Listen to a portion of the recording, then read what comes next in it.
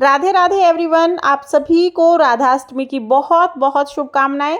Friends, आज की video में हम जानेंगे कि राधा अष्टमी का पूजन कैसे करते हैं। तो देखिए, राधा अष्टमी के दिन मंदिरों में तो सुबह 4 बजे मंगला आरती के समय पूजन किया जाता है, लेकिन हम गृहस्थ लोग सुबह 4 बजे पूजन नहीं कर पाते हैं, तो हम लोग दोपहर में 12 बजे राधा रानी का अभिषेक और पूजन करते हैं। तो राधा अष्टमी के दिन दोपहर में 12 बजे हम एक चौकी लगा लेंगे, चौकी पर एक वस्त्र बिछाएंगे, उसके ऊपर चावल का आसन देकर हम कलश की स्थापना करेंगे। तो कलश की स्थापना करने के लिए एक जल से भरे हुए कलश में हल्दी, सुपारी, सिक्का, थोड़े चावल और फूल डाल लेंगे। इसके बाद इसमें पंच पल्लव हम लगाएंगे। आम के पत्ते मिल जाएं बहुत अच्छी बात है, नहीं तो आप अशोका के पत्ते या पान के पत्ते भी ले सकते हैं। अब इसके ऊपर एक ढक्कन में हम चावल भर के रखेंगे और उसके ऊपर एक दीपक रखेंगे। इस तरह से हम दीप कलश की स्थापना कर लेंगे। राधा अष्टमी की पूजा में कलश की स्थापना करना जरूरी होता है। इसके बाद राधा रानी का जो भी स्वरूप आपके पास है, फोटो, मूर्ति, जो भी स्वरूप है, उन्हें विराजमान करेंगे।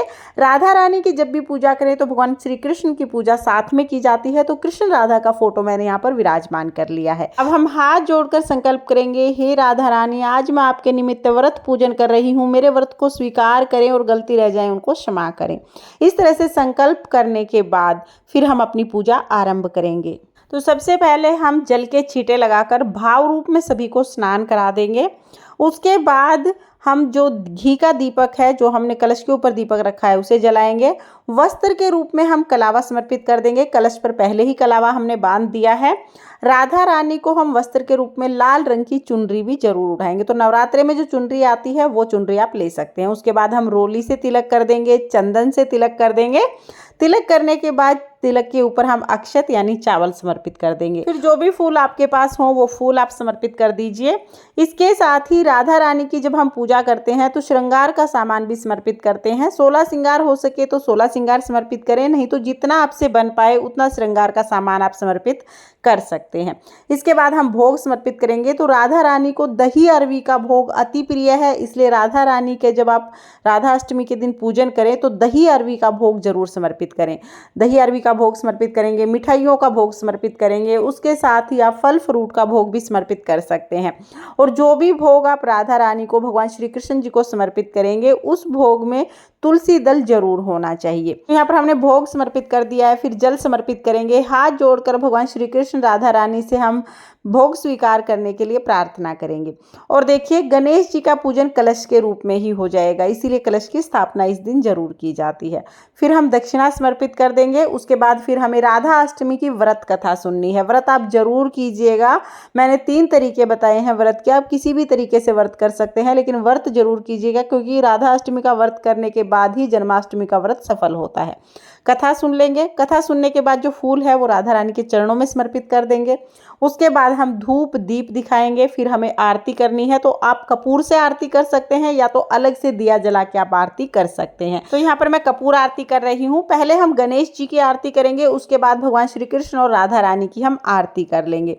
आरती करने के बाद हाथ जोड़कर पूजा में रही कमियों के लिए क्षमा याचना करेंगे और अपनी मनोकामनाओं को पूर्ण करने के लिए राधा रानी से प्रार्थना करेंगे। इस तरह से दोपहर में 12 बजे हमें पूजन करना है। और पूजन करने के बाद जो भी भोग प्रसाद है वो घर के सभी सदस्यों में हम बांट देंगे। कलश हमें अगले दिन उठाना है। कलश का आप जो जल है वो पूरे घर में छींटे लगाकर फिर उस जल को आप पौधों में सींच सकते हैं। जो सुपारी सिक्का निकलेगा उसे आप दूसरी पूजा में यूज कर सकते हैं।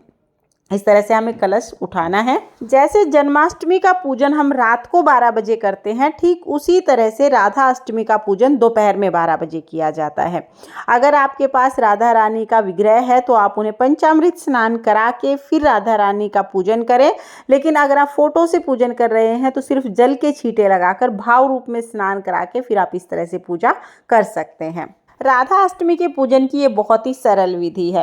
राधा अष्टमी का जो व्रत है वो 3 तरीके से किया जाता है। या तो आप सप्तमी के दिन व्रत करके अष्टमी के दिन सुबह 4 बजे राधा रानी का पूजन करके व्रत का पालन कर सकते हैं, या फिर आप अष्टमी के दिन पूरा दिन व्रत करके रात को चंद्रमा को अर्घ्य देके व्रत का पालन कर सकते हैं, या फिर आप राधा अष्टमी के दिन सुबह व्रत का संकल्प करें, दोपहर में 12 बजे राधा रानी का अभिषेक पूजन करा के फिर आप व्रत का पालन कर सकते हैं। आप किसी भी तरीके से व्रत करें, लेकिन राधा अष्टमी का व्रत आप जरूर करें। राधा अष्टमी के पूजन की ये सरल विधि आपको कैसी लगी कमेंट करके जरूर बताना। और अगर ये वीडियो आपको पसंद आया हो, वीडियो आपके लिए थोड़ा बहुत भी यूजफुल हो, तो प्लीज़ वीडियो को लाइक कर देना और चैनल को सब्सक्राइब कर लेना। फिर मिलते हैं किसी और वीडियो में। राधा रानी की कृपा आप पर सर्वदा बनी रहे। जय श्री कृष्णा। राधे राधे।